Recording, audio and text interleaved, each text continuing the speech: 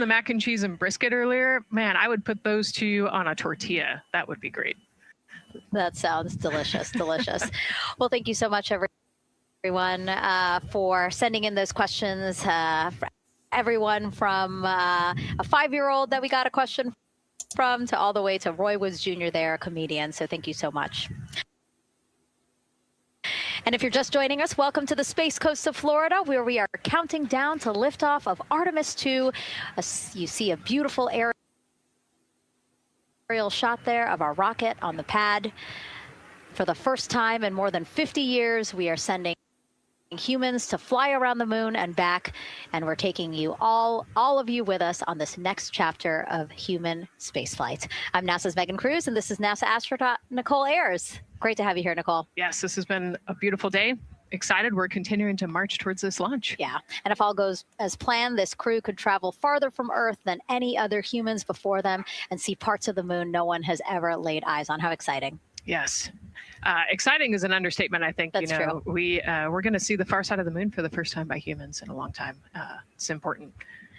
And as the crowd again builds behind us, more activity that you're seeing here at the Kennedy Space Center press site. We also have a ton of people gathering around the world to watch this history-making moment. So let's take a look at those watch parties now.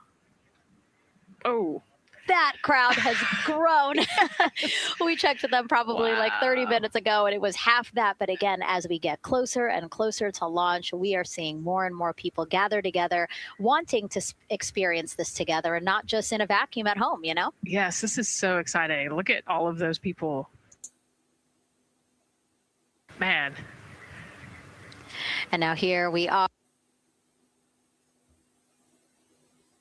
are back in Seattle, the Museum of Flight. Again, people gathered there to show their kid. We see someone walking in the second row there. His first crewed launch to the moon. How exciting. That is exciting. Hello, everyone. Woo. Oh, that's so great.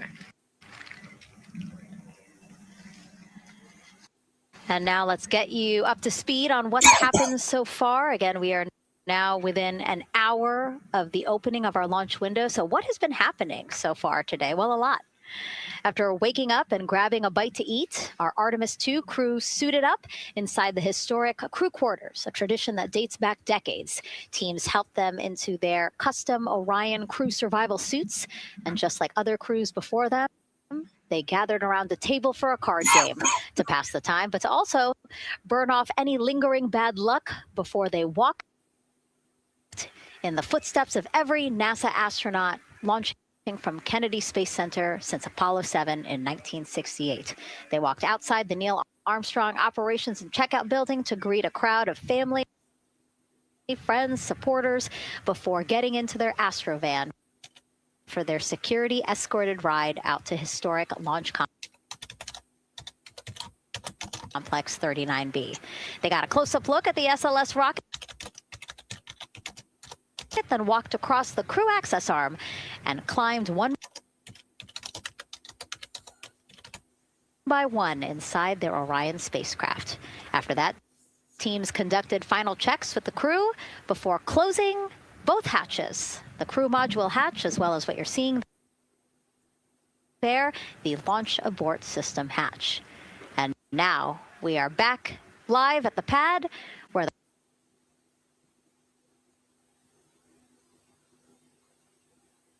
the closeout crew is getting ready to leave the White Room.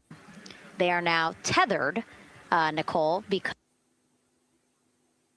they are about to move some pieces that connect the Orion spacecraft to the White Room, correct? Yes, there's kind of what I would call a shroud. You can see them working that there. So it is actually connected, so that way the gap between the crew access arm and the crew module, and well, I guess that's the LAS there, is covered. But they're about to remove that so that the crew access arm is not connected to the rocket in any way, so that it can retract here in the next few minutes. And for how we're looking with the launch countdown milestone, let's go to Daryl Nail in the Launch Control Center.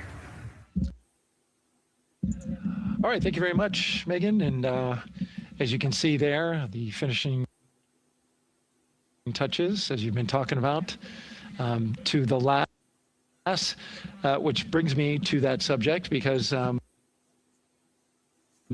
we currently are hearing the launch team is working an issue that was reported out with the last. At least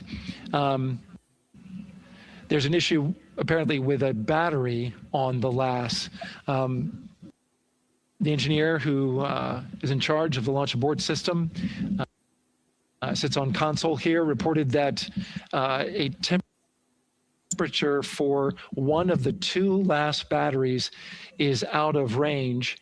And although it's not a constraint for launch right now, it would be when that temperature is checked inside of T-minus 6 minutes, which is inside of terminal count. So right now, the team is working some troubleshooting on this issue. Going to follow, of course, along closely with what they learn. But again, a battery temp for one of the two batteries on the last is out of spec, and the team is working to understand, first of all, whether or not this may be a sensor issue, or is there an issue with the battery itself. So again, looking into it, troubleshooting and researching as we speak. With regards to the weather, we did get some good news there. Launch Weather Officer Mark Berger reporting to the launch director that the weather chances have now improved for the window. We are up to 90% go, which is great news. Again, 90% go. That is up from the 80% that we started when we had the first weather forecast come out officially 3 days ago. And so that is great. And for anybody who's here in the launch area knows that is certainly viewable. They can see that by just looking up. So we're getting some good clearing as forecast. And then just a reminder for those people who are watching the launch from the nearby area that if you're watching on an internet-enabled device, just remember that there may be a little bit of a delay. Can't tell you how much of a delay, but since it's on an internet device, sometimes this broadcast might be a little behind what you're actually seeing. So just keep that in mind as you are watching. Don't wait to the last second to run outside if you're inside your RV or your camper or your house. That's the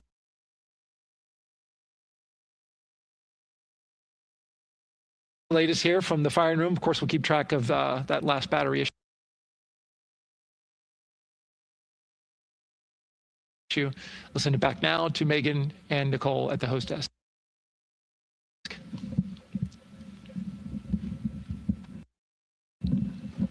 Two of them there had to be tethered to the inside of the white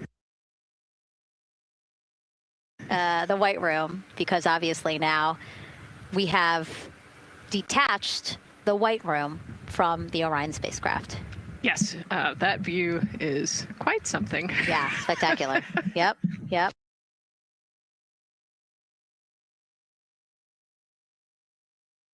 Oh, no, I'm sorry. I forgot. Nicole's scared of heights. An astronaut afraid of heights is actually not uncommon, as we've learned today. But yes, so obviously, again, things proceeding as we march closer to the opening of our 2-hour launch window at 6:24 p.m. Eastern Time. Again, the closeout crew just finishing up those last couple of things they have to do before leaving the white room and then leaving the pad, leaving only the 4 Artemis 2 crew members inside the spacecraft by themselves at the pad. Yeah, and then we'll be curious to follow the battery issue on the last as well. I think sometimes it's just a sensor issue, sometimes it's a battery issue. So hopefully they figure that out quickly. Mm-hmm. And so if we can take a shot of the crew inside the capsule, if one's available, why don't we talk a little bit more about each of them? So we have Artemis 2 Commander Reed Wiseman, Baltimore native, and he's actually, you see his feet in that shot there from inside Orion. He's been in space once before as flight engineer for Expedition 41 aboard the International Space Station from May through November 2014. During the 165-day mission, Reed and his crewmates completed more than 300 science experiments in areas like human physiology, medicine, physical science, earth science, as well as astrophysics. They actually set a milestone for station science by completing a record 82 research hours in a single week. He also served as chief of NASA's astronaut office from December 2020 to December 2022. His 2 daughters were out to wave goodbye to him as he made his way to the launch pad. And again, there's Reed's feet. Reed is the one sitting in the seat to the right, closest to our camera there. So looks like he's relaxed by the body language of his feet. Yeah, I think they're kind of in a holding pattern, if you will, or a waiting period. So it makes sense that he's a little bit relaxed. He's also kind of just a relaxed person in general. He's wicked smart, but has a demeanor that keeps everybody calm. And so I think we're seeing that here today. And so in this shot, Reed is the one sitting on the left, and to his right, Artemis 2 pilot Victor Glover. NASA selected the California native as an astronaut in 2013, and at the time he was actually serving as a legislative fellow in the United States Senate. His first trip to space, November 2020, pilot of NASA's SpaceX Crew 1 mission. That was the first operational mission of NASA's Commercial Crew program, which resumed launching American rockets from American soil to the International Space Station since the end of the shuttle program. Victor is a U.S. Navy captain and naval aviator who served as a test pilot, racking up more than 3,500 flight hours in more than 40 different aircraft. So again, he probably feels pretty at home in the pilot seat of Artemis 2. Yeah, I think he does. He got to say goodbye to his wife and 4 kids. Again, those were the family that he had here at Kennedy Space Center before the 4 of them drove out to the pad. Yeah, and you can see there, we talked about Victor's energy earlier, and you can see him working through, pushing some buttons on the displays. Looked like he was pulling up a procedure, so he's following along and ready to go, looks like. And then mission specialist Christina Cook, sitting on the upper left-hand corner of the screen there, native of Grand Rapids, Michigan, was selected to the astronaut corps in 2013, same class as Victor. Served as flight engineer on the International Space Station from March 2019 to February 2020. During that time, she set a record for the longest single spaceflight by a woman with a total of 328 consecutive days in space. How cool. She also participated in the first ever all-female spacewalk. And before becoming an astronaut, Christina helped to build space science instruments and led scientific fieldwork in some of the most remote environments on the planet. Her hobbies include surfing, rock climbing, and community CDR, service, yoga, and photography. Go ahead, NCD. There's a couple of suppressed overvolt messages. We're going to go ahead and clear those off your screen. We see them and we copy. All right. NASA test director. We're still working here, trying to get through everything. So we're getting close, and then trying to talk that other issue that we just picked up a little bit ago. But I think work-wise, we're doing really well. Sounds good, NTD. We're doing great on board. Glad to hear it. NASA test director giving an update to the crew. Some messages flashed on their displays. Just wanted to say that they didn't have to worry about that. We're going to clear that. And that also just reassuring the crew, again, that they are tracking and working the issue with the launch abort system battery. Yeah. All right. And then first-time flyer, Canadian Space Agency astronaut Jeremy Hansen will fly to the moon as mission specialist on the Artemis 2 mission. The London, Ontario native selected as an astronaut in 2009. After that, he worked as Capcom at NASA's Mission Control Center in Houston. Capcom stands for Capsule Communicator and is the sole direct voice communicating with astronauts while in space. Jeremy also participated in training exercises, really cool ones like living on the ocean floor off the coast of Florida to simulate deep space exploration for a week. In 2017, he became the first Canadian to lead a NASA astronaut class. He also enjoys getting out on a sailboat, rock climbing, and mountain biking. He has a wife and 3 children. And he's the one that you see bottom left-hand corner of your screen. I know, I'm trying to see what he's doing there. Christina's looking too. And so there is your Artemis 2 crew inside the Orion spacecraft. And this is actually the 7th time NASA astronauts will launch on a new NASA spacecraft designed for crew. And if you're wondering about the first 6 crewed test flights, here they are. All systems are go.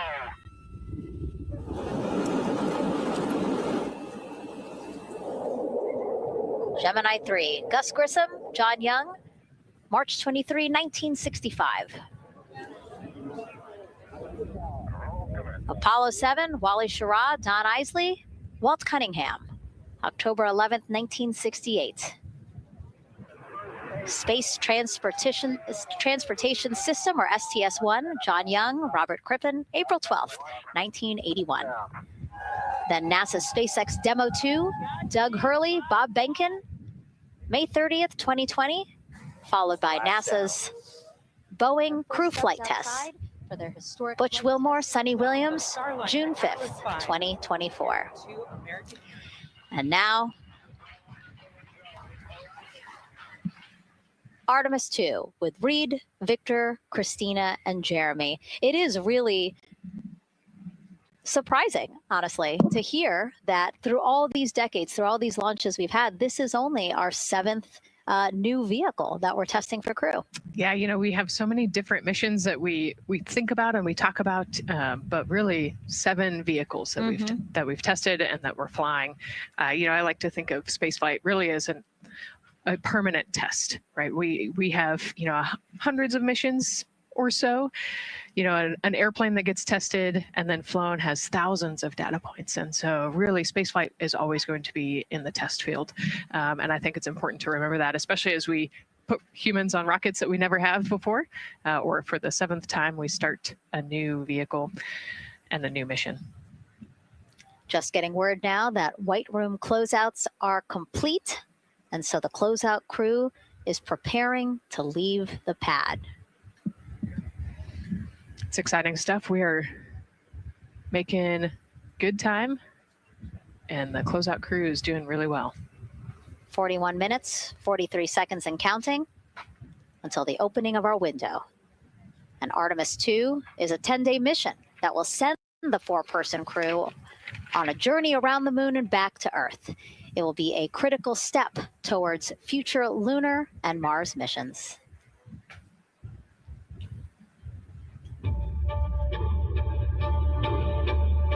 We're going back to the moon because it's the next step in our journey to Mars.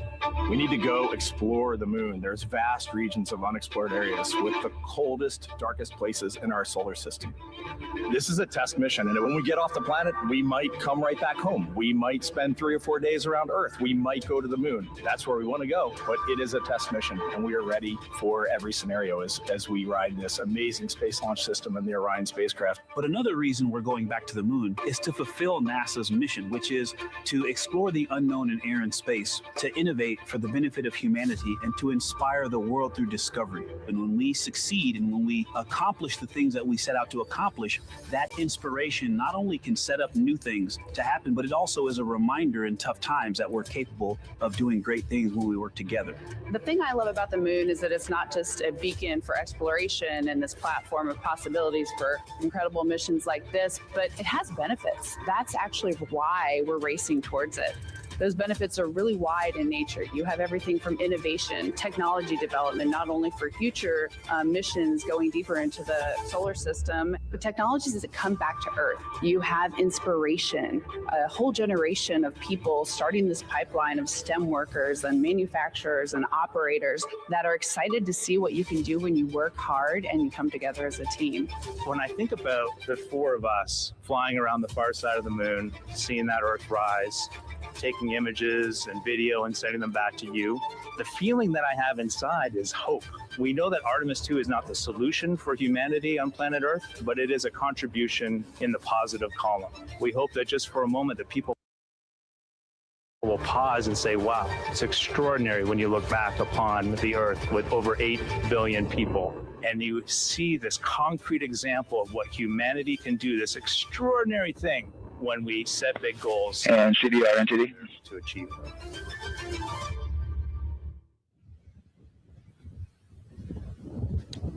And so Mission Control Houston will control the flight of Orion after a liftoff here at Kennedy Space Center. Here's Gary Jordan, who's embedded with that team. Gary, you might have to pause because we did just hear a call out to the commander in Orion. Will do, Megan. I think that was Commander Reed Wiseman responding to prepare for some of the next steps. We are now holding at the T-minus 10-minute hold, expected a 30-minute hold. So we are well on the countdown. We are well on the timeline to meet this L-minus time and launch towards the beginning of the window, but continuing to track progress along the way. Again, I'm here with the Artemis 2 flight control teams in Mission Control Houston. The team in the room behind me has been monitoring the countdown and verifying their own mission-specific launch criteria of the Space Launch System, the Orion spacecraft integrity, and its crew. During the final poll before launch, if all looks good from each of the flight controllers in this room, Flight Director Judd Freeling will report a go for launch from Houston Flight. Upon liftoff, teams here take control of the mission and communicate with the crew while they fly on the Space Launch System. This phase of flight is highly dynamic, and each console position has a dedicated and important role of looking after critical systems. You'll hear calls from Capcom and NASA astronaut Stan Love in this room to the Artemis 2 crew as milestones are reached during the more than 8 minutes of powered flight on the core stage. Liftoff and ascent are just the beginning. This room will be staffed around the clock over the next 10 days to oversee every moment of the mission through splashdown. Here from the Johnson Space Center, we'll be streaming the mission live 24/7 so anyone can follow the crew's journey, take peeks inside the spacecraft, and share the experience of a lunar flyby with astronauts looking down at the moon's surface. Teams here have been rehearsing tirelessly in simulations to throw every conceivable and inconceivable scenario their way. We are ready and eager to begin the Artemis 2 mission. Still milestones to come as we continue the countdown, but we'll be right back with you during the ascent phase of today's flight. With that, Megan, I will send it back over to you at the Space Coast. Thanks so much, Gary. Under 37 minutes until the opening of our 2-hour launch window, 6:24 p.m. Eastern. I've never been more excited for a time. But why don't we send it back over to Megan Carter with the Moon Board to learn more about what happens after ascent. Absolutely. I am definitely also getting excited. Things feel like they're starting to pick up a little pace here. A lot is about to happen within the first 10 minutes of launch, but what happens after those first 10 minutes? Let me take you over here to my mission map so we can kind of jump ahead and let me explain a few things. So our main engine cutoff is going to stand for MECO, and that is essentially where the rocket's job is done, and it is then going to turn the propulsion duties over to our ICPS. That stands for Interim Cryogenic Propulsion Stage. Don't try and say that too many times fast, but the ICPS is going to be right here, and that's our in-space propulsion.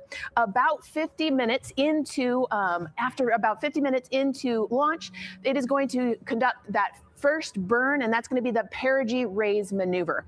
Essentially what that is going to do is going to raise the spacecraft from a lowest point of Earth just a little bit higher into space, and then they are going to conduct that nice path that's going to set them on that nice circular path around the Earth. That's when they're going to start to be able to really check out the spacecraft. The Orion spacecraft is going to be able to, like we've talked about, be maneuvered by the crew. They're going to check out those life support systems and communication check checkout is going to be vital at that point as well, obviously. Then they will be conducting that another burn, and that's going to raise them just a little bit higher again. And then they will, it'll be about time for the ICPS to separate, and they will start another lap around the Earth as well. Now, the ICPS, but even after it separates, its job will not be done because they will have the opportunity to conduct something called the proximity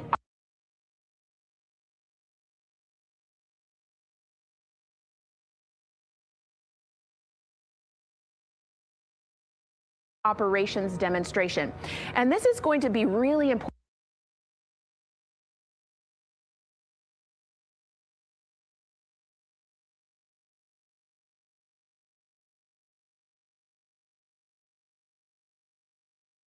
Important for our future lunar missions because the IC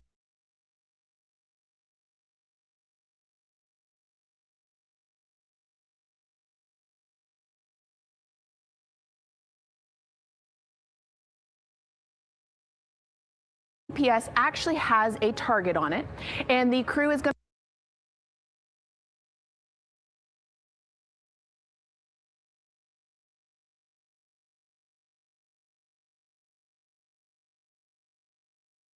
to have the opportunity to manually maneuver these spacecraft like we've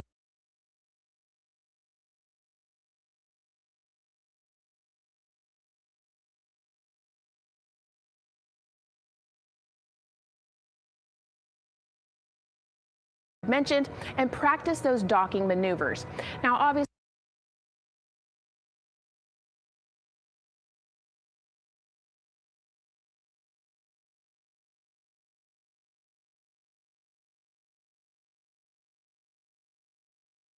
they will not be docking for this mission, but that is again going to be critical for those lunar missions in the future. Now, all right, after that ICPS has separated and they've done that second lap, they're going to conduct 2 more burns.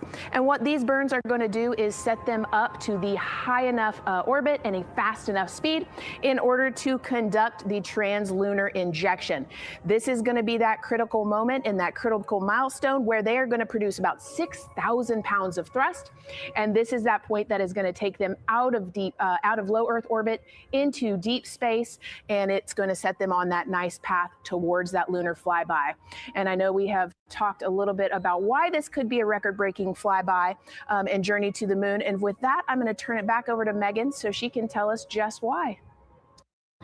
Yeah, she's talking about the distance record set by the Apollo 13 astronauts in 1970.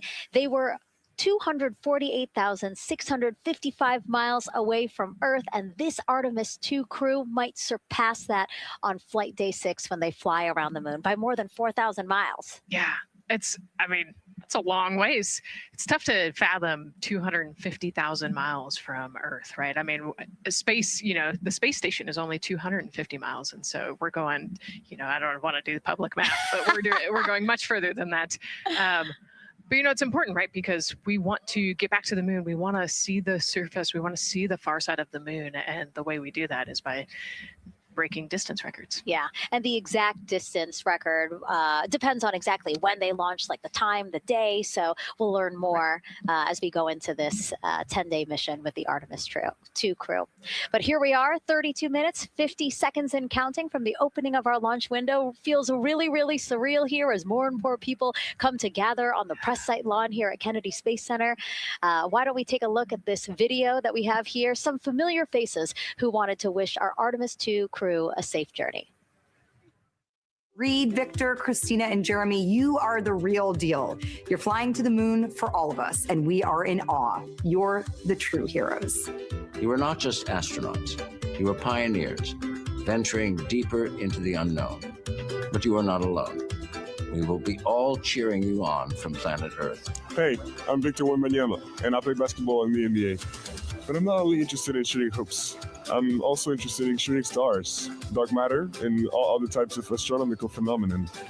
And to the Artemis 2 astronauts who are shooting for the moon, I wish them good luck and Godspeed. Hi, everybody. I'm Ryan Gosling, and I play a biologist.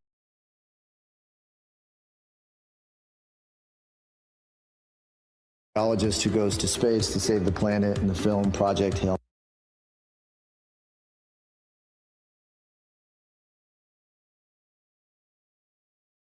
Mary. But the Artemis 2 astronauts are going to space for real, and they will travel farther from Earth than any humans in history. Sending all our best wishes to the Artemis 2 crew. I just want to say how proud I am of each of you and how inspired you make me. But it's not just about me. Your mission is going to inspire future generations of scientists, engineers, athletes, and dreamers to do something that they never thought possible. Hey, it's Roy Wood Jr., and I want to wish the Artemis 2 crew a happy and safe journey to the moon, well, around the moon, to go around.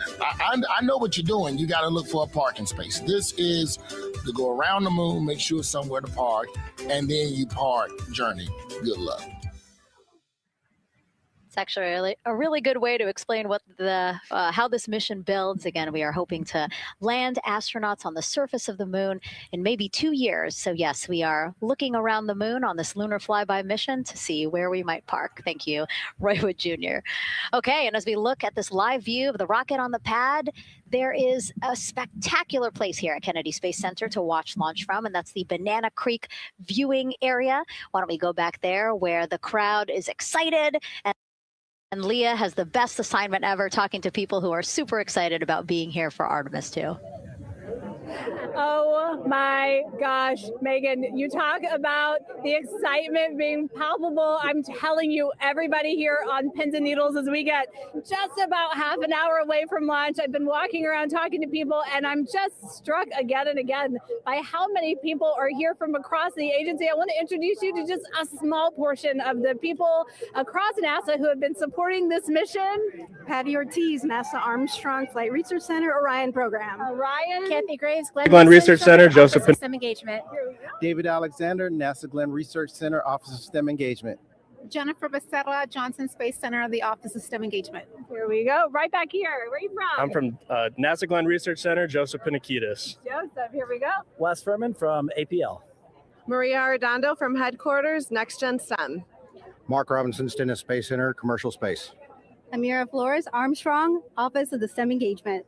Molly Kearns, NASA Glenn, Space Communications and Navigation.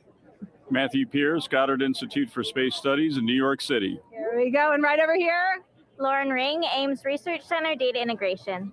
So we're coming together. We're one big NASA team, one big NASA family, and we have one major message before we launch tonight. Okay, guys, what are we going to say? 1, 2, 3.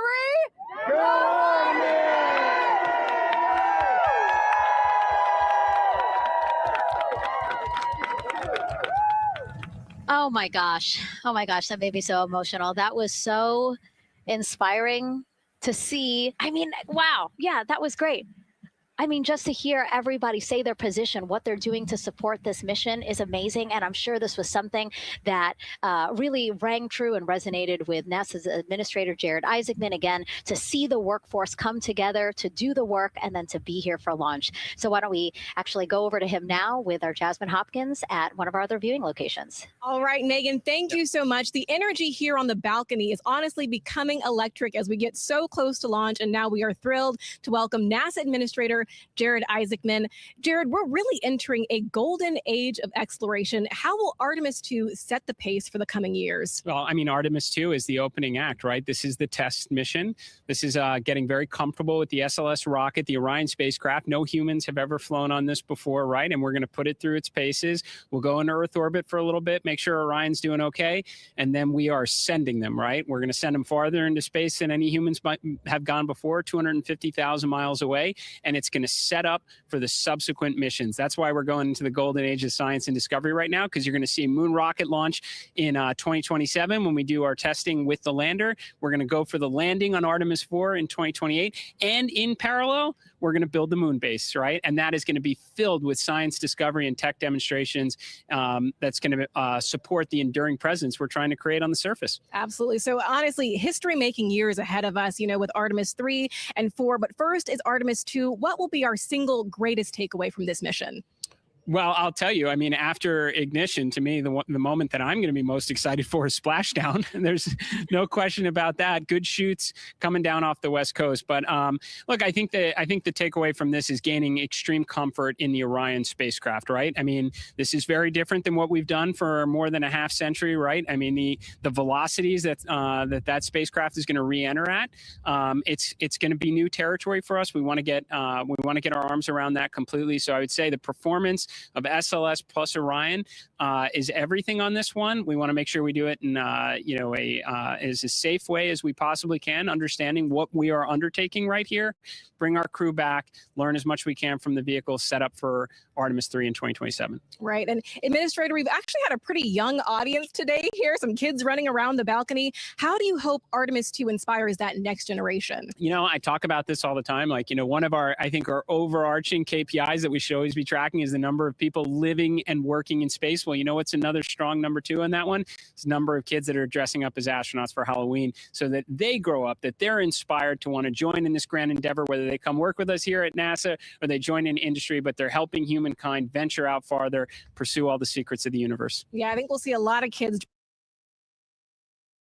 dressed as astronauts this year. And finally, Jared, you've really made it a personal mission to get to know the people behind the work at NASA. Do you have any final thoughts, any final words before today's history-making launch? Yeah, well, one, I want to express a lot of appreciation. I'll tell you what, the 4 astronauts on top of Artemis 2 know this. It takes an army to pull a mission together like this, right? Across all 10 of our centers, all of our commercial partners, the international partners that come together to make this possible. My sincere appreciation for everyone who is currently working the mission right now, so getting them ready for launch, that will be watching over them in mission control, recovering this crew when they splash down off the West Coast. I have complete trust and confidence in your abilities. And everybody else who's not directly working on Artemis 2, Artemis 3 is coming up next year. When this mobile launcher gets back in the VAB, we're going to start stacking. Wow, plenty of excitement ahead of us. Jared Isaacman, thank you so much for being here. Thank you. Thanks for being here. Of course. All right. And with that, let's get back to the countdown with NASA's Megan Cruz. Under 25 minutes and counting from the opening of our 2-hour launch window. And take a look at all these people behind us. I literally, every moment I turn around and I see the clock, I am like, oh, wow. Oh, wow. There are more people and less time. Yes, exactly, which is a great problem to have. Yes. Now, this first crewed test flight of NASA's Artemis program coincides with the 250th anniversary of our country's founders signing the Declaration of Independence. Exploration is a part of America's DNA, and it continues now with our return to the moon. 250 years ago, 13 colonies laid the foundation for the greatest and most enduring democracy in the history of the world. One driven by courage, faith, and freedom. From that moment, we became a nation defined not by where we stood, but by how far we were willing to go. We conquered vast frontiers, invented tools that shaped a modern world. We found light in the dark, and we rose from the earth. Faster, higher, farther. We pushed beyond the sky and into the unknown. We carried our courage into the cosmos, and we planted the American flag on the moon, the defining achievement of American superiority in space. Today, our curiosity stretches farther than ever. American robots search ancient rivers on Mars. New telescopes unfold to glimpse the first stars. And a new generation prepares to return to the moon, this time to stay. For 250 years, America has carried the light of humanity forward. But American exceptionalism isn't inherited, it's earned. Our greatness comes not only from what we've done, but what we're still determined to discover. Because in every era, across every horizon, America is at its best when it's reaching for something greater. America celebrates 250 years, and we are leading the world into the future.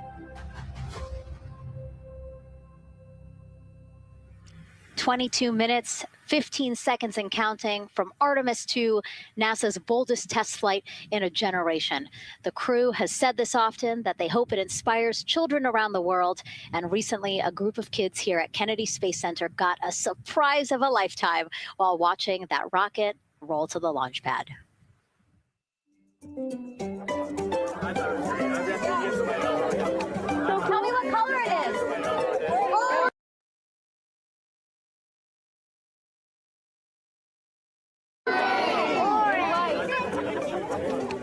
And who's going to be on that rocket?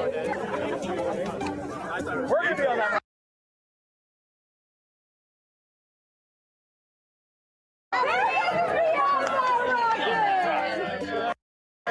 I could make it a little bit longer. Did you see it? Okay, so everybody's looking at the rocket because it is kind of cool and impressive. One of the coolest things happening over there right now, though, is it's on top of a giant tractor. Doesn't all food come in like tubes? It's in these like little plastic bags. You have to like rehydrate it. Sushi. There's not. I haven't seen sushi in space. It's probably hard to keep that back. Constructed sushi mashed together. My favorite part was this one little girl. She had a question. She patiently held her hand for a long time, and Christina turns to her and says, "Okay, what's your question?" She just goes, "I forgot." It was like, that's a perfect little kid moment. Wait, are you like mother's cats too, astronauts? What? Say that again? Never mind. It's really hard to say. Go Artemis! These two? Yeah. There you go. I like your dabbing astronaut back there. It's just so fun to see the enthusiasm, the energy, and a little bit of chaos. 3, 2, 1. Wasn't that so cute? I love kids and their excitement and, you know, even just being real. Like, I don't remember what I was know. gonna He ask. goes, but I'm glad you're here. Now, here we are, Space Center Houston. The crowd has exponentially grown throughout the day. We started showing you live shots from in there probably an hour ago. And now take a look at all the people there getting ready to witness history together. It's something really special to be able to witness something like this together. Yeah, you know, we've heard from celebrities and officials and kids, and, you know, it's amazing. People from all around the world came here today to Florida to watch. So it's something, it's hard to put into words, just how much support for this mission we're seeing today. And great news too. Remember, the team was tracking an issue with the launch abort system battery. They appear to have cleared that issue. So we are go for launch. Yes, it's exciting. Window, and right now we are targeting U.S. Space and Rocket the top Center of that launch window. Alabama. So we could be launching here in about 19 minutes, Nicole. Wow, I don't know if I expected this today. I'm excited, and you know, I'm glad they were able to clear the problem with the battery on the LAS, and everything. So we could be launching really here today. in about 19 minutes, Nicole. Wow, it's a beautiful day for a launch. And so now, as I don't we know if I are expected so this close today. I'm excited to possibly launch you know, now. I'm glad they were able to clear the Just what problem are your with the battery final thoughts on the LAS, as we are and about to? Everything has gone really smoothly today. It's been great. The weather cleared up. It's a beautiful day for a launch. And so now, as we are so close to possibly launch now, just what are your final thoughts as we are about to embark on a mission back to the moon, the first time in more than 50 years? Yeah, you know, just so proud of the crew and all of the teams here on the ground that made this happen. You know, they are carrying the torch from the Apollo era into the Artemis era. And, you know, as the crew likes to say, they want to be the shoulders that the next generation. And you know, I think it's in their patch. We're going for all. It's in the name of their capsule: integrity, representing humility, and the professionalism of everyone that got them there today. So proud of them. We love them. We're excited for them, and we cannot wait to see what they see. Just leveraging everything we've learned so far as an agency, taking us from Apollo now to the launch pad here, 39B, with Orion and SLS poised to again fly us into the history books. And before we leave you now here at the host desk to get back into operations, we just wanted to answer one question for you guys. We asked you earlier on today, what are you most excited for? And we asked you to go vote on Instagram and Twitch. Instagram, you guys said launch. Twitch, you guys said lunar flyby. So I think you guys will all be very excited since we are now about 17 minutes from the opening of our launch window today. And so with that, as we approach terminal count, let's send it back to Daryl Nail in firing room 1. Daryl. All right, thank you, Megan and Nicole. And just want to give you an update on the launch abort system that you just reported that they cleared. They believe, they're convinced this is an instrumentation failure. So there are 2 batteries on the LAS. The LAS, of course, and with the help of my 2-year-old son's model rocket, Daniel said I could use this, so it's okay. The LAS is right here. It's the tower above Orion. Orion capsule's inside of here. It's used to pull Orion off the rocket in case the rocket something's going on with the rocket, either on the pad or in flight. 2 batteries are bad. Well, I'm sorry, one of the 2 batteries reported an out-of-family temperature, and it was very much out of family. And so they checked their data going back into the vehicle assembly building where they recharged the batteries and worked on them. And they have good, solid data, they reported, that tells them that this is an instrumentation failure, that there's something wrong with the sensor. And so they took it before the mission management team, which has to accept the risk, any changes to launch commit criteria, which this would be one, and they all fully accepted it. So now we are clear as far as that constraint is concerned. And one quick thing as we count down now, we are getting into the final minutes before liftoff. There's a 2-hour window. We haven't quite set the T0 yet, but this is a list of the cutouts. There are 150 cutouts that are included for this 2-hour launch window. And that's important. They're in very small print. That's important because there's basically 16 minutes inside this window that they cannot launch. And these are because of small things flying in orbit. There's a lot more things in orbit than there were back in Artemis 1 when we had 35 to 40 cutouts.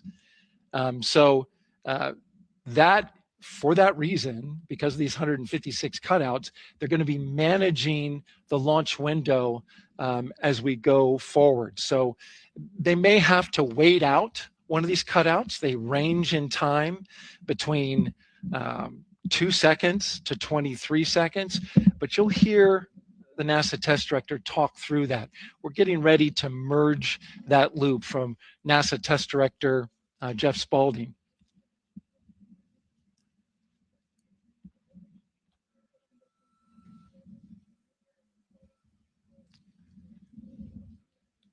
And so now I'm listening to the launch team get ready to merge their operational channel.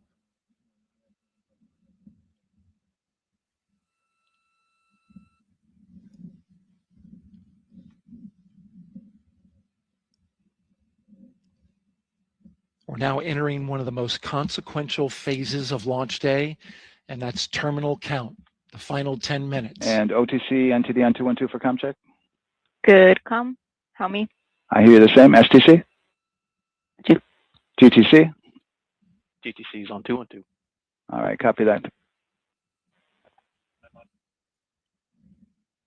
NASA Test Director Jeff Spaulding confirming communications with his team.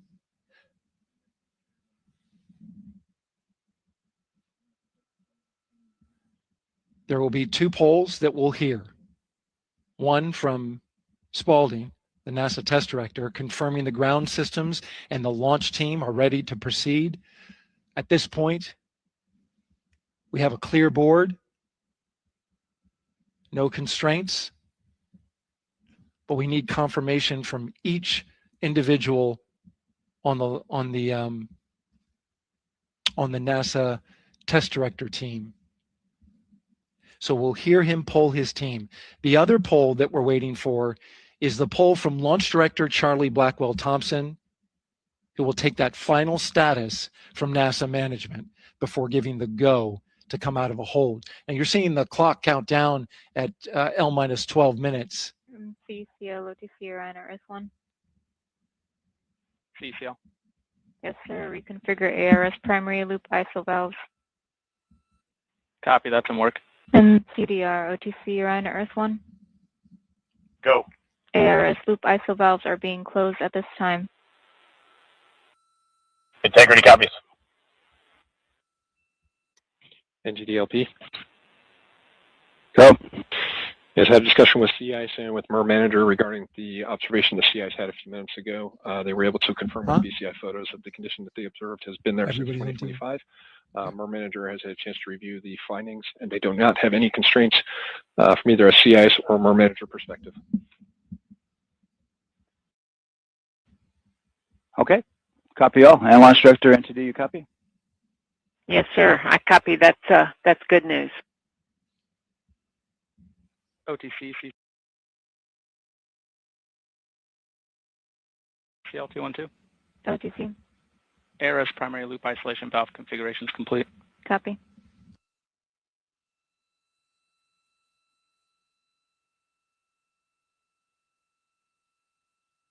And CGLS NTD, cancel pending, please. GLS copies, and that's complete. All right, and for all personnel, we got a little bit more work to do before we pick up the clock, and we're about a little over a minute from getting to T-minus 10 minutes, but we've canceled the resume time there, and then we'll pick it up after we get through all of our work and anything else that we need to do to get through the remainder of counts. So we'll continue working that to get to our T0 today. So when we get to about 50 seconds from now, we'll extend that hold. CVSE OTC. CVSE. 400-290, looking to verify that we are configured for ascent. Yep, give me about 2 more minutes. I'm going to start CMA2 streaming. Copy. NTD, COSE, hold requested. Copy that. I have an LCC violation of O-CT-004, S-band transponder anomaly. This was a transient LCC violation, so transponder 1 had a demodulated SNR estimate that went down to 2 dBm when it should have been between 10 and 13. It is now back up to 12, but we did lose that for just a moment. It does not appear that we lost our bit sync or carrier lock, which would be indicative that we lost our lock with the vehicle. So at this point, recommendation would still be go. However, we do have a pre-planned procedure if we want to look at that. But again, this is transient, so we're back in a nominal range. All right, let's see, LP.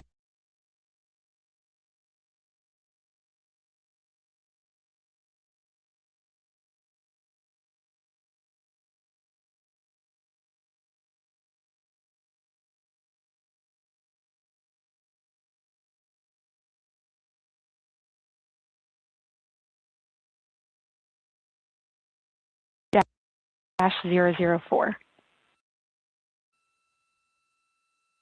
Thank you.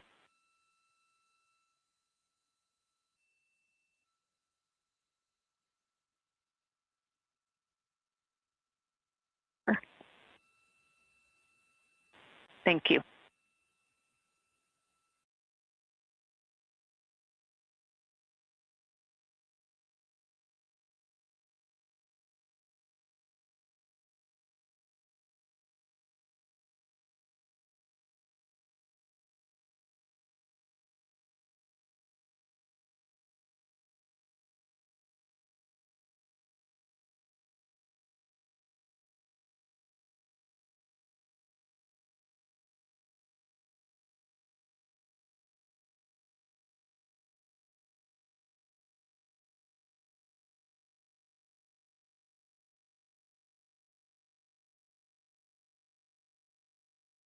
We would have had to lose it for over 10 seconds to get a second sample.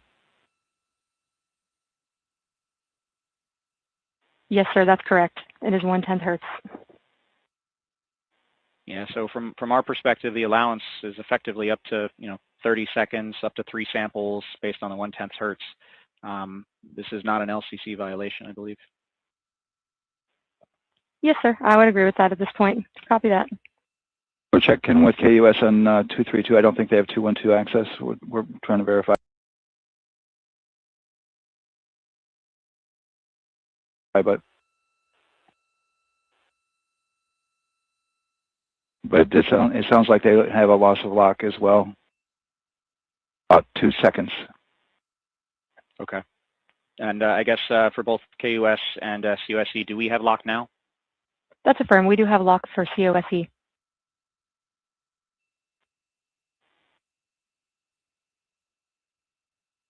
Yeah, so from the integration console perspective, we did have a temporary loss there within the allowable, and per the requirement, let's go. And this is Houston Flight. We have lock and we have good telemetry here in GSE. And KUS is have good lock now. So with all of that, OSC, then are we in a go configuration per your LCC? Yes, sir. Recommendation would be go. Okay. LP, you concur with that? Yes, sir. LP concurs go. And Launch Director? Yes, sir. Launch Director concurs go. And I'm going to go ahead and just verify everybody has everything else complete, Launch Director. And if we do, we'll be ready to pick up the poll at that time, unless there's something else that you're aware of. No, sir. Let's verify all our work is complete, and I would like one last check of our constraints list. All right. Let's see. OTC, are you still waiting for ComConfig, or are you? That is affirmed, sir. Okay. Yeah. On the open item? Yeah, OTC, this is CVSC. That 400 step 290 is complete. Copy. Okay, so OTC, you're complete with all of your work? That's affirmed. All right, copy that. STC? STC is complete. And GTC? GTC is complete. Okay, excellent. All right, and LPE, just want to verify we have no open constraints at this time. No open constraints. We have a clear board, sir. Okay, tracking the same here. And Launch Director, with that, we are clear and ready to pick up the launch readiness poll with your go. All right, sir. I am go for the poll. All right. And for all personnel, this is the NTD conducting the Artemis 2 launch readiness check. Verify ready to resume count and go for launch. OTC. GTC is go. STC. STC is go. GTC. C's go. MCO. CO is go. Safety Console. Safety Console is go. LPE. LPE's go. RTD. RTD's go. Houston Flight. Houston Flight is go. Rock is go. And CDR. Crew is go. Copy that. Thank you, Reed. And Launch Director NTD, our launch team is ready to proceed at this time. All right, NTD, I copy all. At this time, I'll perform my poll.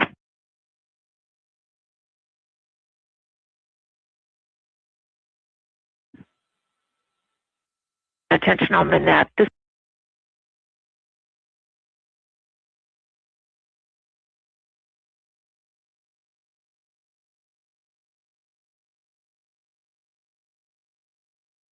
is the Launch Director performing the final poll for launch, verify no constraints, and go for launch.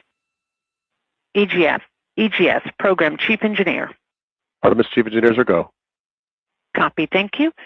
EGS Chief Safety Officer. The Artemis CSOs are go. Copy, thank you. Range Weather.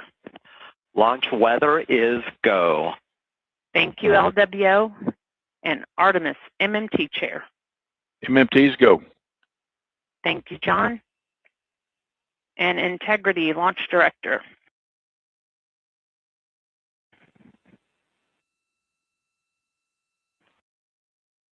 Good to hear your voice, Charlie. PLT.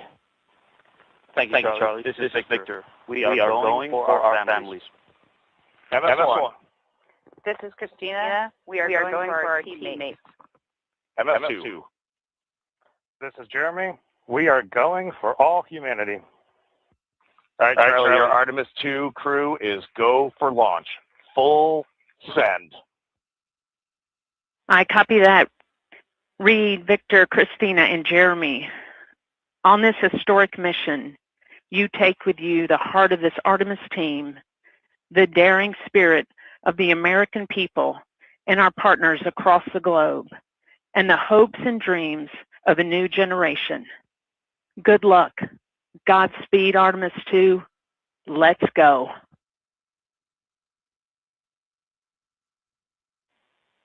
And NTD Launch Director. Go ahead, Launch Director. Yes, sir. You have a go to proceed with countdown. Copy that. I'll put it in work. CDR, NTD. Go. Your risers and initiate short purge per your EPROC 10.1.1, steps 8 and 9. 10.1.1, 8, and 9 going to work. Copy. Configures the rocket and ground systems to a stable point where they can stop the countdown if that's needed. But right now, we are counting down. Our next big milestone, looking to retract the crew access arm. GLS is go for crew access arm retract. And there you see the crew access arm moving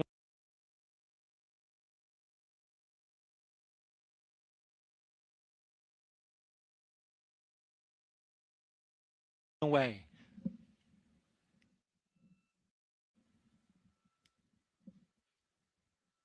That's the path that the astronauts took to ingress into the rocket.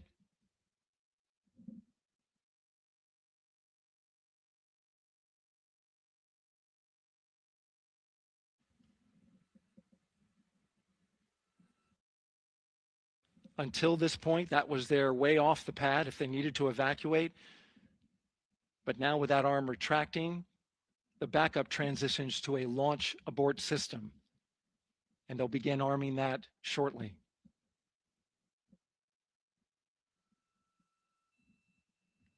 Of course, the launch abort system, great shot there of the crew access arm retracting away. The launch abort system is the tower at the top, and that's what would pull Orion and its crew off the top of the rocket in case of an emergency, whether it's on the ground or in flight.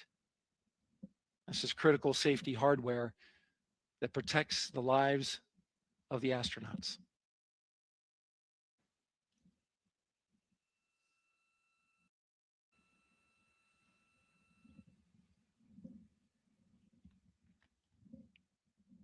Starting at T-minus 6 minutes, the GLS will start bringing that and other high energy systems online, starting with core stage pressurization.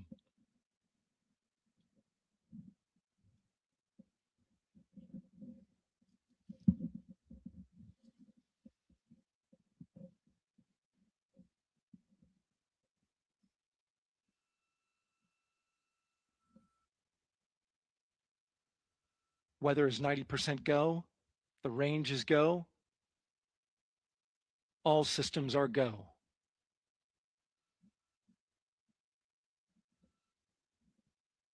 GLS is go for core stage tank pressurization. That means the replenish valve for the liquid hydrogen tank has now closed, and that tank is beginning to pressurize to flight levels because that hydrogen is naturally boiling inside the tank. We'll get the liquid oxygen tank a little later in the count. Now the team is waiting for verification that, if needed, the Artemis 2 crew could use the launch abort system to pull Orion safely off the top of the rocket in an emergency. Let's listen in for that call.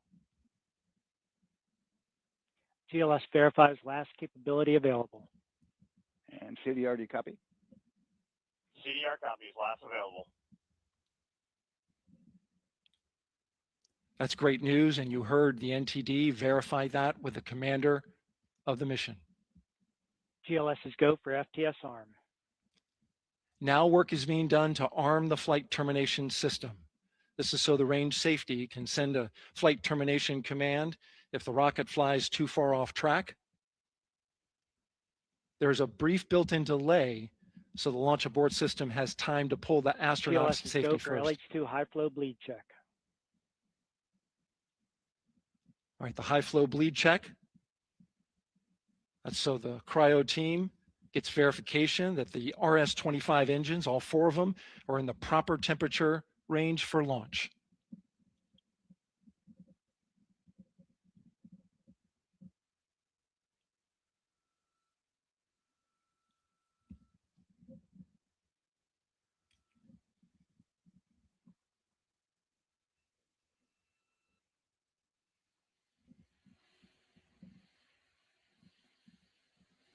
GLS is go for core stage APU start. Core stage APUs start. Those are auxiliary power units, high-speed turbines, which provide pressure to hydraulic pumps that steer the RS-25 engines. We're going to see a gimbal test a little later at T-minus 2 minutes and 30 seconds. This is what allows that to happen.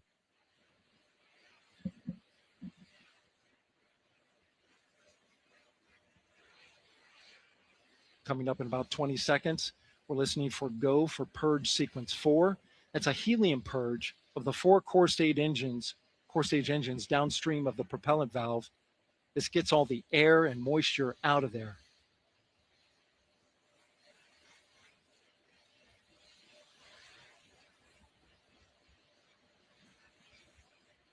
GLS is go for purge sequence 4.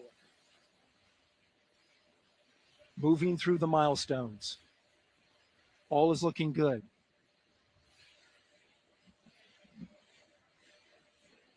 Coming up in just a few seconds, we're going to get that thrust vector control actuator test. This is a gimbaling of the engines.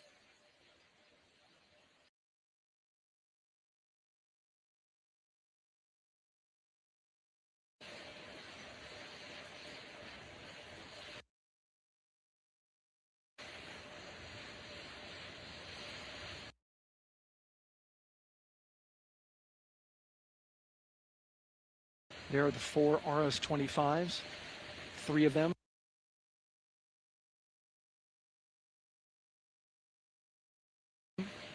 Shuttle Heritage, 1 of them built from shuttle parts.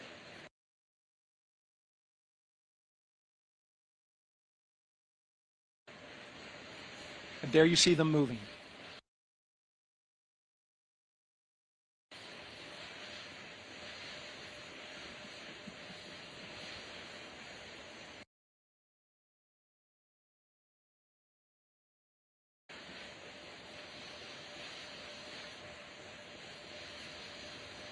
Now we're going to start moving the power from both the upper stage and the lower stage of the rocket to internal, taking ground power away and now going to battery power. GLS is go for upper stage to internal power. Our power is removed from the rocket's upper stage, the ICPS, and it's been switched to battery. Same milestone for the lower core stage coming up at T-minus 1 minute and 30 seconds. Right now, the 4-person Artemis 2 crew is 248,000 miles away from the moon.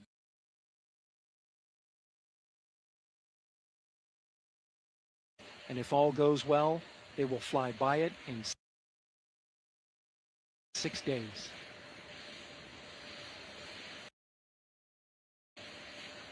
GLS is go for core stage to internal power.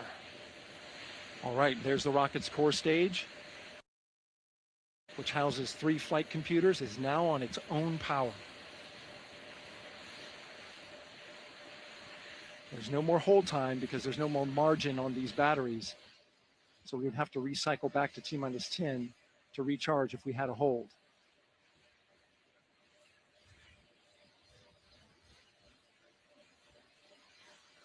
One minute. Right now, the rocket does not know what the T0 is, but coming up at T-minus 33 seconds, control shifts from the ground launch sequencer to the rocket's onboard autonomous launch sequencer, or ALS. The rocket will count itself down, but honor any holds that could come from the ground. Now, shortly after liftoff, Houston will take control of the rocket, and my colleague Gary Jordan will take over commentary. GLS go for ALS. Great call out. The rocket is on its own. 4 brave explorers ready to ride the most powerful rocket. NASA has ever launched. Sound suppression water is flowing. 15. And here we go. 10, 9, 8, 7. RS-25 engines lit. 4, 3, 2, 1. Booster ignition. And liftoff. The crew of Artemis 2 now bound for the moon. Humanity's next great voyage begins. Good roll pitch. Roger, roll pitch. Houston now controlling the flight of Integrity on the Artemis 2 mission around the moon. Integrity, AMT high. AMT high. On time passing 30 seconds until the flights.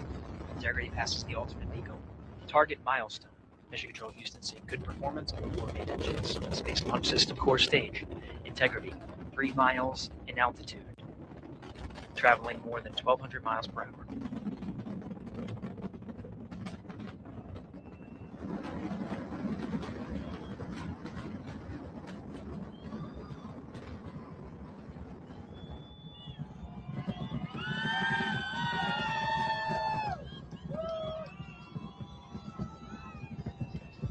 Mission elapsed time, passing 1 minute, approaching max Q.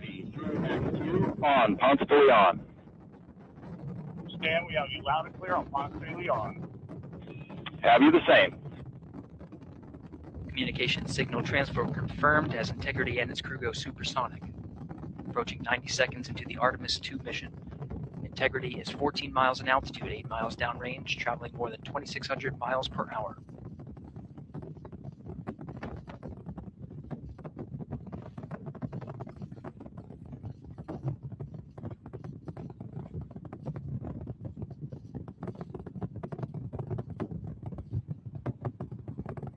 One minute 50 seconds of mission elapsed time, standing by for main engine throttle down to 85%, ahead of solid rocket booster separation expected at the 2-minute 9-second mark. We see throttle down.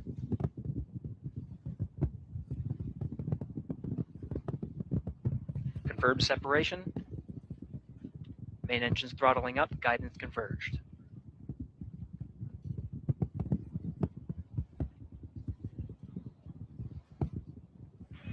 Integrity, guidance converged, performance nominal, upper stage RCS ready. Copy all, Stan. Integrity, SM priming complete. SM priming complete. 2 minutes 45 seconds of mission elapsed time into the Artemis 2 mission. Thrusters on Integrity and upper stage confirmed in a ready state ahead of service module fairing separation.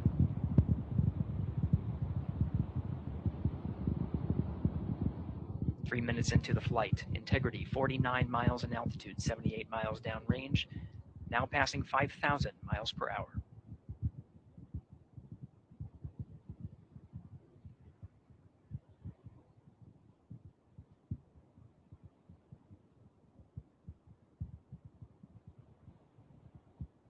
Standing by for launch abort system jettison. Houston Integrity, good last jettison, great view. Copy jettison, Team Eco 8+02. We see the same on board, Stan. And Houston has you loud and clear on TDRS at the Carmen line. Outstanding, Stan, we have you the same. 3 minutes 50 seconds into the flight of Artemis 2, Wiseman, Glover, Cook, and Hansen cross the boundary to space with good comm checks. GPS signals acquired after last jettison now working on internal checks to verify accuracy. Flight Dynamics Officer analyzed the time of main engine cutoff, confirmed at 8 minutes 2 seconds, time of MECO.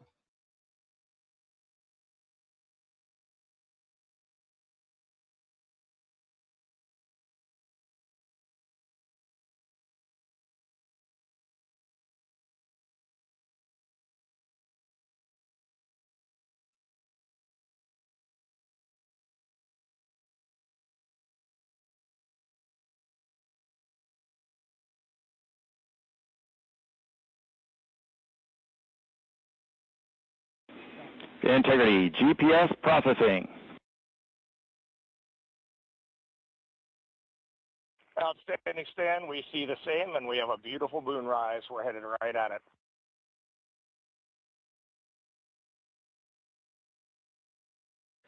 Approaching 5 minutes into the flight, Commander Reed Wiseman confirms he has visuals of his destination. GPS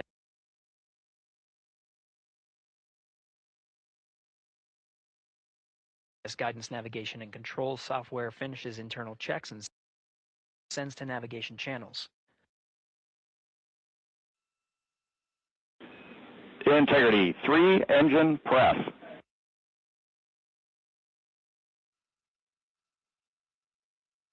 Three engine press. On time, now passing 5 minutes, 20 seconds of mission elapsed time into the Artemis II mission. At this point, 3 good main engines are all that's needed to carry Integrity to a nominal main engine cutoff target. Though at this time, we're seeing 4 good engines here in Mission Control Houston. Integrity, 75 miles in altitude, 330 miles downrange, approaching 10,000 miles per hour.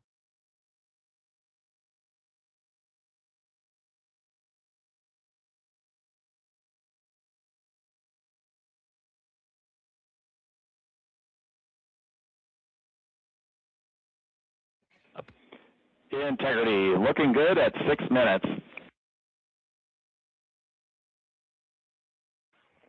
Same on board, Stan. Good trajectory and engine performance. Booster officer will soon report the shutdown plan to Flight Director Judd Freeling, expected at the 7-minute mark. Integrity, 78 miles in altitude, 460 miles downrange. Integrity, expect nominal shutdown. Integrity copies nominal shutdown.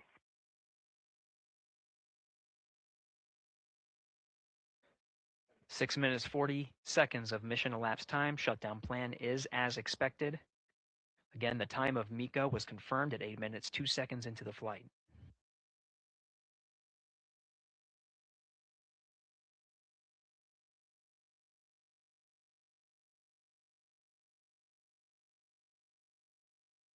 Seven minutes of mission elapsed time.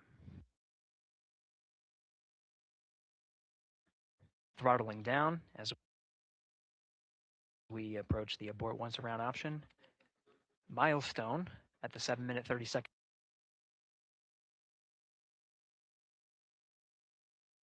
mark. Now 84 miles in altitude, 650 miles downrange, traveling more than 15,000 miles per hour. Integrity, AOA open. AOA open. The window is now open for an abort once around option that would target splashdown in the Pacific Ocean. Still following nominal ascent at this time.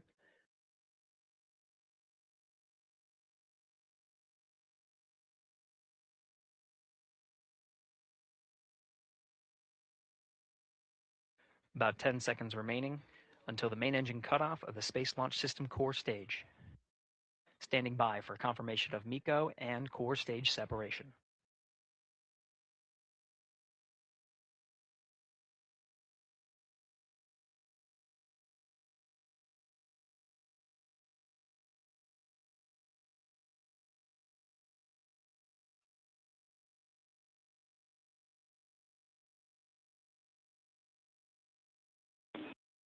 Integrity and nominal MECO, core stage separated.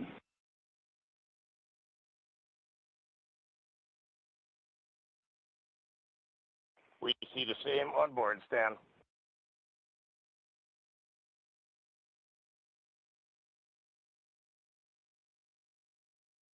Eight minutes, 40 seconds into the flight, we have a nominal main engine cutoff heading in the right trajectory on the way to swing around the moon.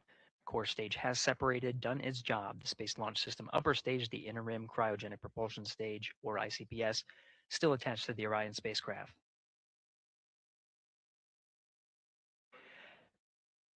Nine minutes of mission elapsed time. Integrity crew of Reed Wiseman, Victor Glover, Christina Cook, and Jeremy Hansen now in orbit around the Earth at the beginning of their journey to the moon.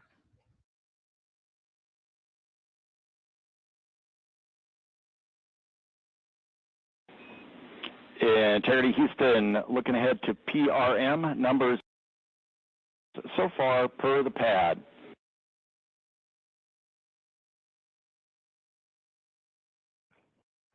Copy that, stand numbers for the pad.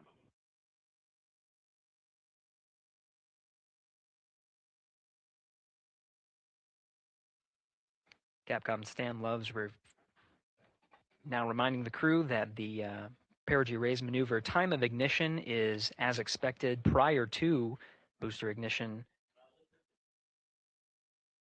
That time being 49 minutes, 50 seconds of mission elapsed time.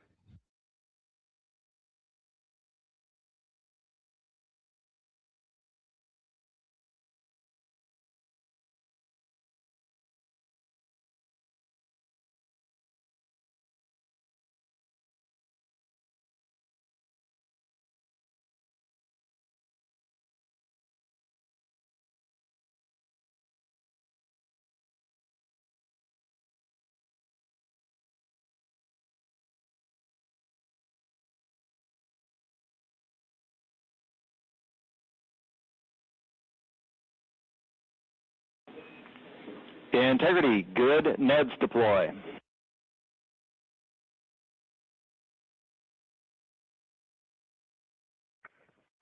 Copy that, stand good, Neds.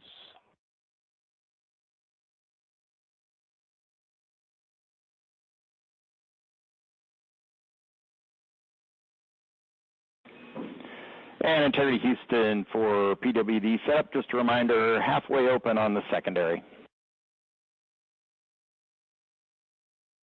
We copy that, stand halfway open.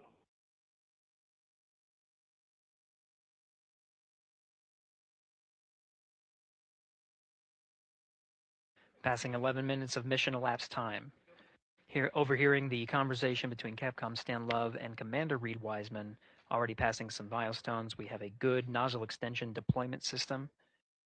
That is confirmed, complete. We also have the visors are confirmed up, now past the dynamic phase of flight, that is ascent. Their launch and entry suits that provided them an extra layer of protection. Now not as needed. They're going to raise those visors. And later in today's mission, they will begin to egress or get out of the suits to begin some of their initial tasks of activating some of the systems aboard in the Integrity spacecraft. It's passing 12 minutes of mission elapsed time. Again, the perigee raise maneuver that's targeted near 50 minutes of mission elapsed time, 49 minutes, 50 seconds. That's what the crew is going to be working towards. The Commander Reed Wiseman pilot Victor Glover will focus on preparing for that milestone.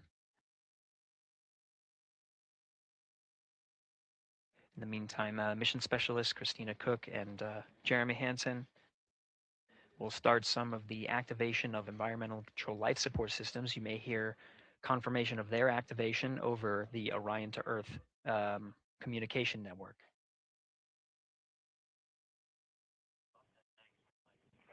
Houston, C3 aux power back in auto.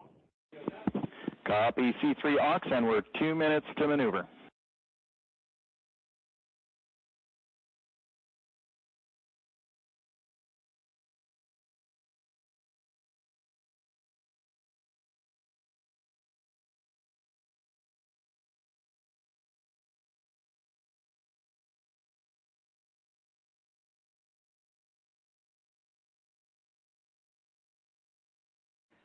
"13 minutes and 30 seconds of mission elapsed time. We're going to continue to follow the crew of the Artemis 2 mission. They are beginning their journey around the moon to verify the systems that will take us to its surface. An incredible ascent. Artemis 2 is underway. Reed Wiseman, Victor Glover, Christina Cook, and Jeremy Hansen begin their journey to the moon. Still milestones to come up as we await solar array deploy and the critical burns that will get Integrity into high Earth orbit around the Earth before engines are fired to get us around the moon. We'll keep tabs on Integrity and its crew from here in Mission Control Houston. But for now, we're going to send it back to you, Megan and Nicole at the Kennedy Space Center. Very jealous to hear how the launch experience was over on the Space Coast. Yeah, Gary, if people are just joining us, welcome back to the Space Coast, where we just saw Artemis 2 lift off 14 minutes ago. And wow, what an amazing launch, and an emotional one too. As soon as the rocket lifted off, Nicole, you had tears in your eyes, I had tears in my eyes, and we had all these people around us cheering. It was amazing. Yeah, the energy was wonderful. I mean, it was a beautiful launch. We've got 4 friends and family members headed to the moon. It's pretty amazing. Yeah. How does that make you feel as someone who, is an astronaut as well, but also, as you said, friends? Yeah, so just so proud of them. Man, we don't have the words in the English language to describe this kind of an event, and pride, love, so many emotions. They are truly breaking some barriers, and hopefully, as Gary just said, they've got a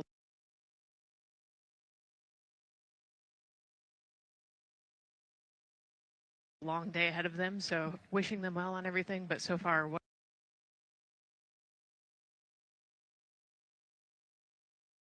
a beautiful launch to watch. Yeah, to be returning to the lunar orbit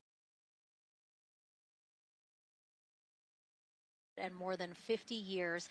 Maybe they go farther from Earth than any other humans before them. Maybe they see parts of the moon that we've never seen before. I mean, what a great start to what could be all of these milestones that we break in just a 10-day mission. Yes, what a way to welcome in the Artemis generation.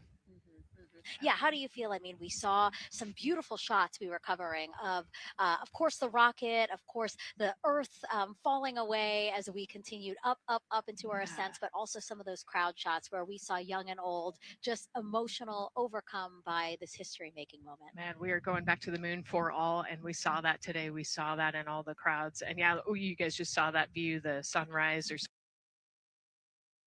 sunset. I guess they just made it over the crest of the Earth, and you could see the sun peeking over. One of my favorite views from space, and I can't imagine what they're looking at now, and I can't wait to see what they're looking at in about 5 or 6 days. Yeah, and I know a lot of people are like, you know what, I'm surprised this launched on the first try, because we know, like any little thing, we have to be keeping safety in mind, and we want to make sure we're ready to go. But we were ready to go, and I think it surprised a lot of people. What a wonderful surprise on this Wednesday evening. It did, and it kind of surprised me as well. But it's just a testament to the team here. That has been working so hard on Artemis. Artemis 1, we learned a ton of lessons. We learned a ton from the wet dress for Artemis 2. We were able to go in, fix those things. We even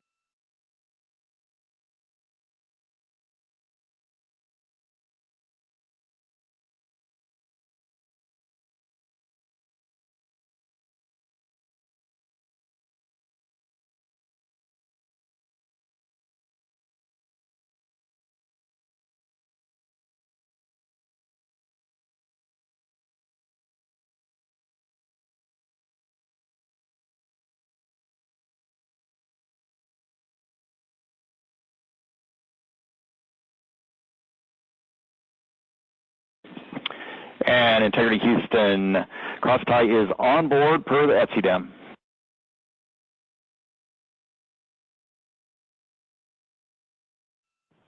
We copy Houston. Thank you.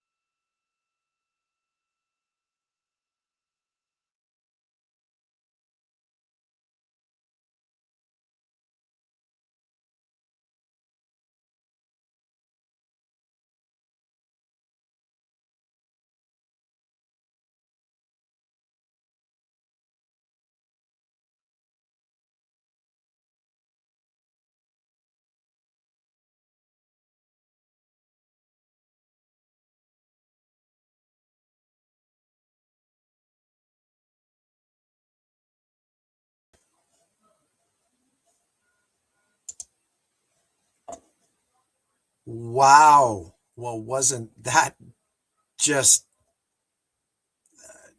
I've got no words. That was amazing. Oh, I've waited all my life to watch that. I missed the Apollo launches by a few years. So this was a monumental moment in my life. And I can't tell you all how amazing it is to share this with all of you out there. It's been a hell of a day. So, yes, Godspeed to everybody on board. It was pretty amazing.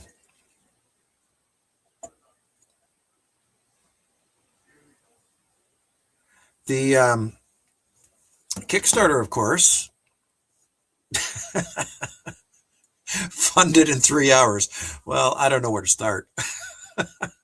I guess I better get on some of those stretch goals I'd been, mulling around in the back of my brain, but suddenly they've been thrust to the forefront of my planning here. So thank you all very much. Like above and beyond, we're 125% funded in, I don't know, 10 hours, 9 hours. Amazing. So, and then, just to tie everything into this wonderful day with what we just all witnessed together is just my brain is melting right now. So saw a bunch of you out there in the comments. I like having the little comments just rolling on the screen. That's nice. It makes our job a little easier. We can still pull them up and embiggen them, but that's nice having that little scroll. And allowed me to focus on the launch as well. So I guess I'll wrap up in a few minutes here, but there have been some questions coming in all day, and I did do an update on Kickstarter. So a number of people were saying that they couldn't sort of group or bundle things together, and so I did some research, and part of it is to do with digital tiers. If you selected a digital tier, apparently you cannot add on a physical reward because of suddenly it incurs shipping. I tried to make things as easy as possible by including shipping so that I wouldn't have to deal with this. And it's not a big deal, but it's just unfortunately that's one limitation. As we go throughout the month, I think I already know where I might be able to relist some of these items and change that parameter. Just be patient with me as I do some research, of course, over the next few days. Mark my words, though, I will make sure that everything is right and everything that you want and need is available throughout the next 30 days and even post. That's the other thing I found out is that sometimes, well, a couple of things. So you have to actually select a main reward tier first before, in some cases, the add-ons will show up. Then, as I mentioned, you can't add a physical item to a digital tier. But then I also was reading that post-campaign, for some people, depending on where you live, or again, it has something to do with calculating taxes in some way. But the add-ons might not show up until you're, providing your backer information post-campaign. So we'll. I'll have to sort of discover this together, but I do thank you for your time and patience, and we will get through it. And like I said, I will make it right to everybody. You all know that, right? So, but I mean, what can I say? I mean, just off to an amazing start, and it's funny. I was watching the Kickstarter, throughout the time that we were live streaming NASA, and there wasn't a lot of movement. So it told me that everybody was doing the same thing. They were focused on NASA. And then I think about 4 minutes after they were gone and up in the air, boom, like we got another pledge. so everybody was able to shift focus there. But it was nice to see that everybody was solely focused on the most important thing at the moment. And that was the safe launch of the Artemis 2 rocket. So, hey, Franny, I see you out there. And David Atchison, Claudia Combs, Rusty from Florida. It looks like you were pretty close. It looks like. And Arthur's out there. Hey, buddy. Yeah, just, and Nancy, of course, Christopher Dalton, Neil James Voice, Martin Bend. Hello, my friend. And, oh, yes, a couple people were also asking, can you still contribute, even though we've exceeded the goal? And of course, yeah, this will run for the next 29 days. And the whole idea is that if you do hit your funding goal, as mentioned, to provide a couple of stretch goals to sort of keep the momentum flowing, right? So trust me, I hinted at one thing in particular last night on our call with Roy and Gordon to do with Manchester and the exhibit, but it also ties directly into the filming for Return to Moonbase Alpha, something very, very exciting. And if we can maybe hit a particular goal a little along the way, that will certainly help us achieve this amazing and exciting dynamic that I think you guys will all really, really appreciate. So yeah, stay tuned. I'll have to maybe dive in and fine tune in those couple of stretch goals here over the next day or two, and then I can release a little more information on them to see us through the remaining 29 days. I have no idea where we're going to be in 29 days, but oh my goodness, it's all going to go to a better production all around, and whereas we were sort of limited with things like who's going to pay for renting equipment and cameras and lighting and sound equipment, and I mean that's all behind us now. I mean, thanks to all of you, the future is bright, definitely. So we're really going to have a good shoot there in Manchester, and it's really going to look professional at the same time. Of course, that was a big concern is we don't want things coming off looking cheap or subpar. So very exciting. Be watching for some information on additional rewards in general. Some of them are limited right off the bat, and we will have